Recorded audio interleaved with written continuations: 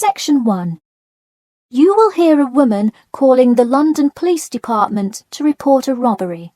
First, you have some time to look at questions 1 to 4.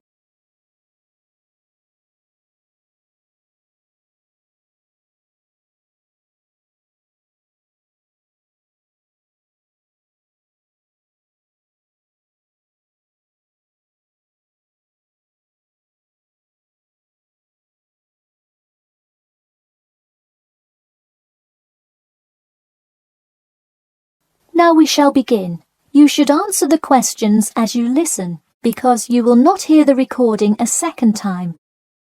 Listen carefully and answer questions 1 to 4.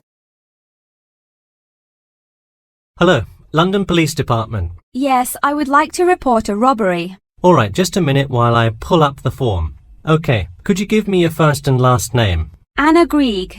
Anna Gregg. G-R-E-G? No, Grieg. G-R-I-E-G. Got it. All right, moving on. Gender, female. Date of birth? 15th of March, 1980. All right, thanks. Just a few more personal information questions, and then we can address your claim. All right. What's the address? 4 Ellendale Street. That's E-L-L-E-N-D-A-L-E. All right, Ellendale Street. Yeah, we've had a lot of break-ins in that area lately. And the postal code?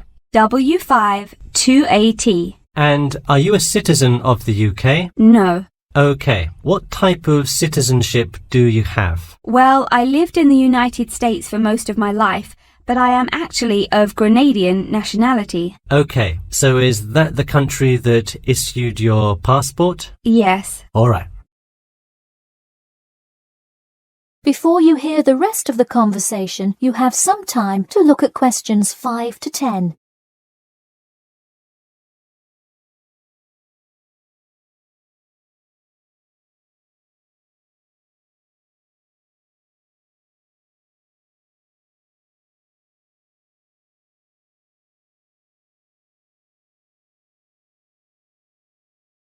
Now listen and answer questions 5 to 10.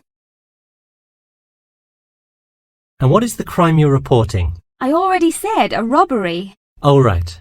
Sorry, this is about the 100th robbery report I filled out today. Have you had any prior break-ins? In the building or just my flat? The unit below mine got broken into last year. No, just your flat. Oh, then no, not here. All right, let's see here. Can you think of anything that was out of the ordinary around your building, or anyone who may have had reason to do this? No, it seemed like just a normal evening. I didn't see anyone suspicious and can't think of anyone that would target me specifically. How long has this been your place of residence? Let me think. I moved in on February 1st and it's October, so it's been about 8 months already. Wow, time flies. And that is just for Ellendale, yeah? Yes, I have lived in the UK for just over 1 year. I see. Can you give me the first and last names of all members of the household? Actually, I live alone. Okay, so no other occupants. And can you give me a brief account of what happened? I left to go to a dinner party at 6 p.m. and when I returned at 11, I found the place ransacked and a lot of my things gone. Any sign of forced entry? Yes, the back door was wide open and it looked like someone used a crowbar to force it open. I see. And just to be clear, was the door locked when you left? Of course. Hey, you would be surprised how many reports we get where people have failed to lock their doors. Now, I need you to list any missing items valued above £200. So far, I'm missing my computer, my purse with my wallet in it, and the TV. Okay, let's start with the computer. What is the estimated value? £500. And what is the serial number? G41687770. Thank you. And a visual description? It is a black 13-inch PEMDAS cloud book. There is an Oxford sticker on the lid. Okay, and could you give me a description of the purse? Sure, it's a Claude Frieda shoulder bag and the material is silver-coloured cloth. Price? £300. Okay, that concludes my report. I'll submit it and we'll let you know of any developments. That is the end of section 1. You now have half a minute to check your answers.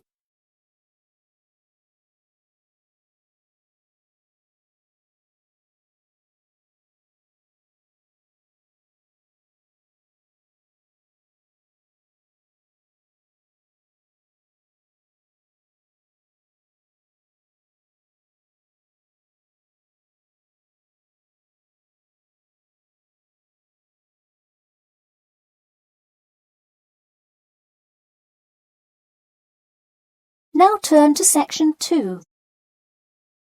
Section 2. You will hear two students called Mark and Gina asking their tutor for advice on the extracurricular project. First, you have some time to look at questions 11 to 14.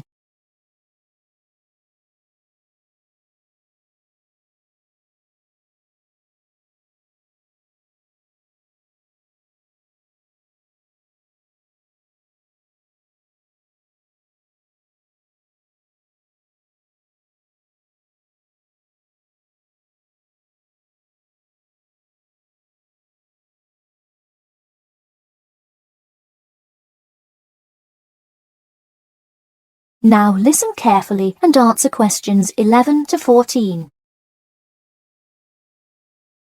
Hi Mark. Hi Gina. What can I help you with? So we were hoping you could help us with this extracurricular project. Sure. What is the topic? Attending business school. This sounds like a great idea. So you're going to explain the requirements for getting into business school? Not exactly. It will be more broadly about the experience, the academics, accommodation, and social experience that comes with being part of the business school. I see. So would your audience be the general public? Well, we would probably want more to focus on members of the institution. We would especially like to reach individual applicants to the business school. I see. Now, what form will this information be? You could give a talk to all the summer courses. All you'd need is permission from the course director.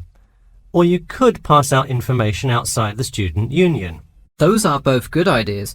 What about sending out pamphlets in the mail? Most college students never check their mail. Maybe you could make a video and show it on campus. That's a great idea. We'll do the video. Great. And as members of the business school, do you have an incentive to attract new students? If so, this idea is a great way to do that. No, the idea actually came about because of how much students like us worry about their studies. Yeah, when I got into business school, there were a lot of things I had not prepared for, so the video would cover a lot of things Mark and I wish we had known upon entering business school. Right. Before you hear the rest of the talk, you have some time to look at questions 15 to 20.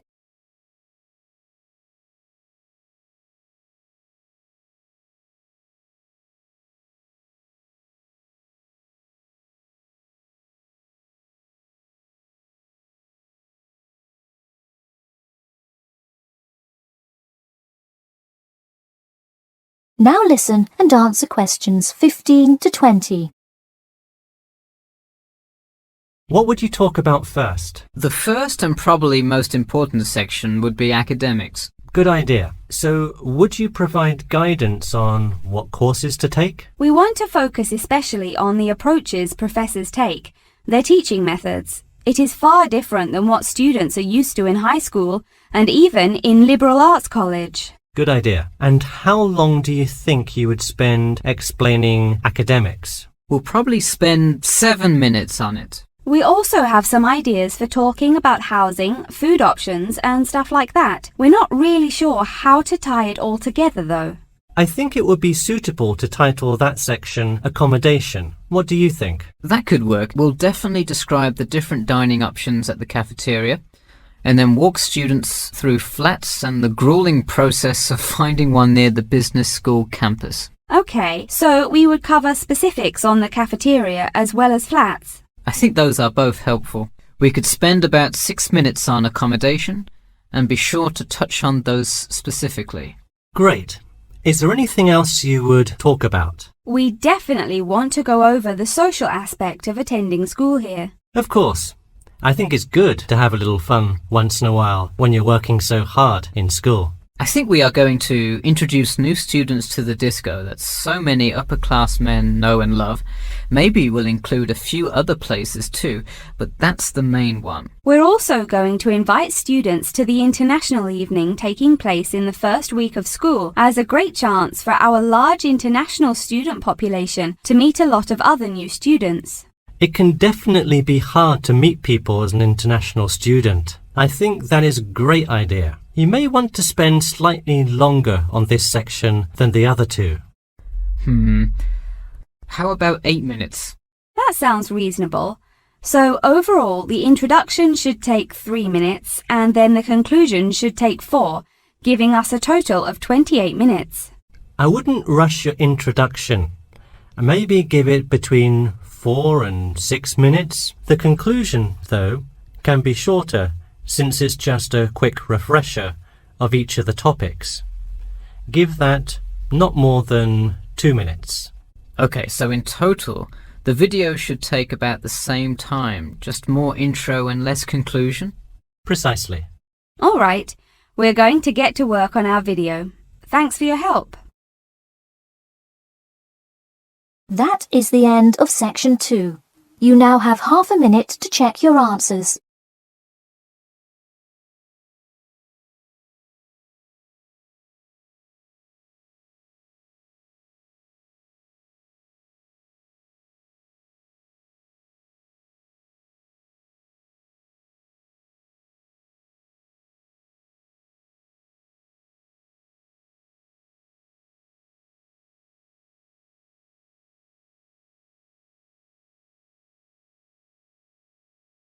Now turn to section 3. Section 3. You will hear a student called John talking to his classmate Danny about the details of his research project. First, you have some time to look at questions 21 to 26.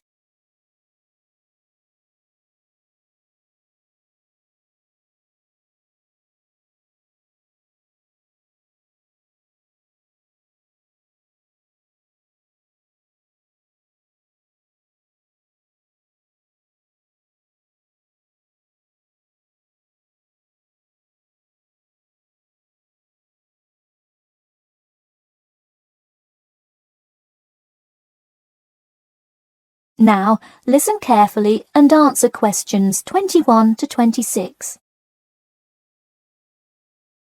So, tell me about your research project, John. I created a questionnaire for the study to determine people's opinions of the relative feasibility of earning a living in Brisbane. Oh, cool. How is it scored? Are they all multiple choice questions? Well, the questions consist primarily of yes or no responses. There are 2 free response questions at the end. Participants will use a computer to fill in their answers. That way, it is really easy to analyze the data afterward. Great.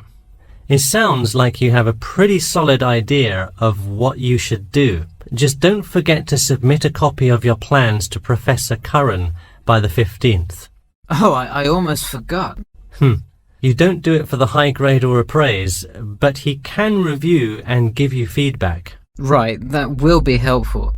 He has been conducting studies like this for 30 years now. Yep. Oh, and I'm curious. Are you going to be in the room giving subjects directions for the questionnaire? Well, I think the instructions will be provided by another representative who will not be analysing the data. I want them to feel they can answer and be completely anonymous, so I will not be in the room. Anonymity is really important for this study. I agree. Good idea. You should tell the representative to remind subjects to fully consider both sides of each issue. Sometimes it's really easy to immediately check yes or no without stopping to think about it completely. That's so true. It's like a race to finish the questionnaire first or something. I'll make sure to include that in the instructions. This report has to be perfect. Wow, what's the big deal? I know it's part of your grades and all. Well, it's that, but also a well-executed study could grab the attention of faculty in the department, which would be a huge deal. So, for attention? No, silly. I mean, I could really gain the respect of professors who may later take me on as a graduate student in their labs. Oh, I see. Before you hear the rest of the talk, you have some time to look at questions 27 to 30.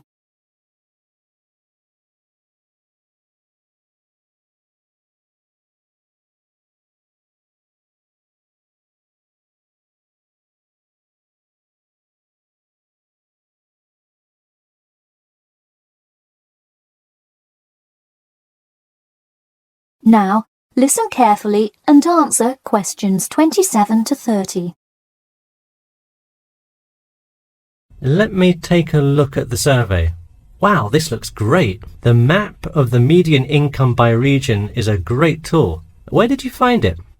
Well, thanks. I read a lot of sources and just noticed this one in a small psychology journal called Modern Psychology. It's more helpful than the photo I added, but I think the photo is just so interesting. It was in the newspaper last year during that huge wage strike. It's great. Probably not necessary, but it looks great. I don't understand. What is WKRX's involvement here? Oh, the radio station agreed to sponsor the study if I play their station in the room. Wow, interesting. So you don't have to pay for any of this? Exactly. Nice. Where did you get that idea? Last month, at the Psychology Club Council meeting, someone talked about how easy it is to get sponsorship from local businesses, so I listened to their advice and called around. I'll have to remember that. Well, this all looks great. Good luck. That is the end of section 3. You now have half a minute to check your answers.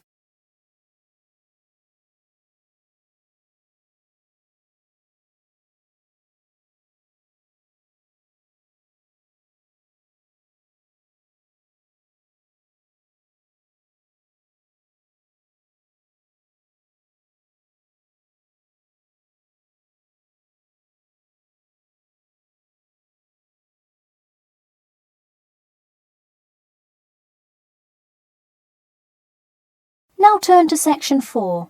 Section 4. You will hear the beginning of a lecture about the Pleasanton Town Market. First, you have some time to look at questions 31 to 40.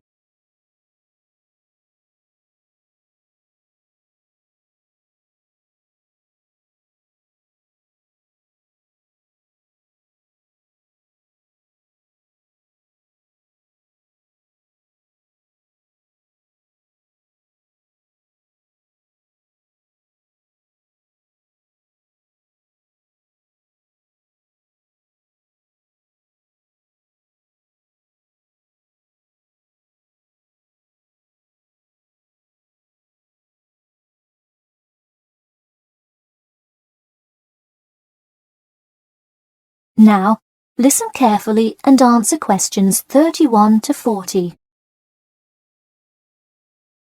Good afternoon. In the last few lectures, we've been covering the social and political pressures that influenced the rise of the rebellion of 1679. Today, I would like to focus on the Pleasanton Town Market. Now, why are we talking all about some market? It's not like it was the first market ever, or even a particularly large market. The Pleasanton Town Market is important because it is often mentioned in the literature found in the library. If you have ever been there, you have probably seen all of the handcrafted items sold there now. But what was originally bought and sold in the town market? In the beginning, the market sold products such as meats, furs, and simple tools. Over time, though, it became known as the place to find quality livestock. People came from all over the world to find the biggest and best cows, pigs, and chickens. In fact, the profits from the town market became the savior of a plummeting economy during a time of much turmoil. Not to be confused with the Reconstruction era, a period of rapid development came about in the 1660s as a result of the market's vendors contributing their profits to building up much-needed public facilities and defense, which would later make a huge impact on the outcome of the war. For many years the market flourished, and began to draw in large tourism crowds in addition to the throngs of livestock customers. However, as revolutions in farming came about, more people moved to farms far from the city centre. Customers grew more and more reluctant to travel all the way to the town centre for their meats, when they could easily choose to buy from local farmers near them for a fraction of the price.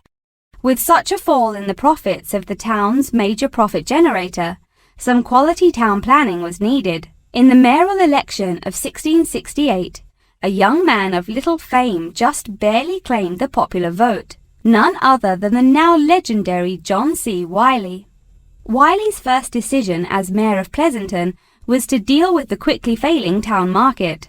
The building with the large clock was a landmark that had symbolized growth in Pleasanton for a generation. Wiley decided to use the notoriety of the town market to set an example. During the historical Rotterdam Rebellion, Wiley gave all those involved lifetime prison sentences in the very same building. It stayed a prison for about 50 more years until they transported all remaining prisoners to other facilities and turned it into the historical monument today.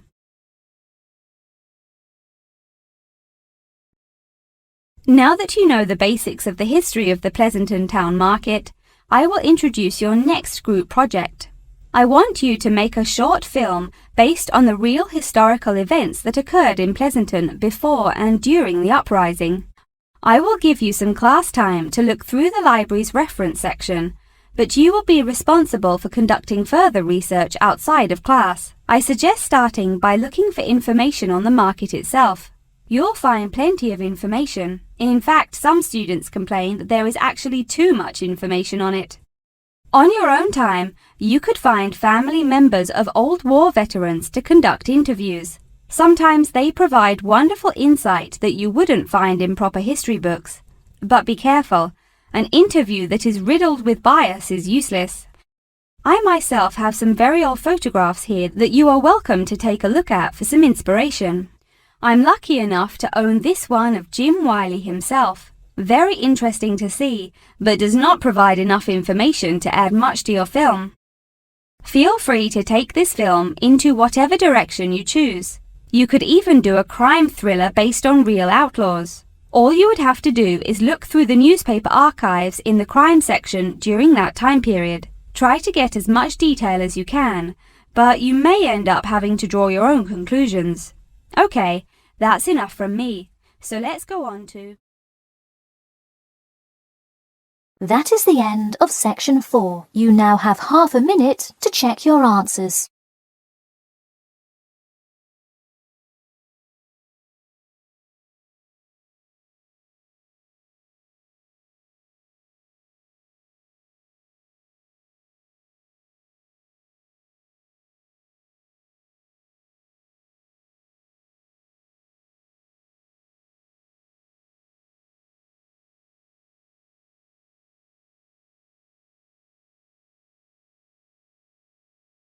That is the end of the listening test. In the IELTS test, you will now have 10 minutes to transfer your answers to an answer sheet.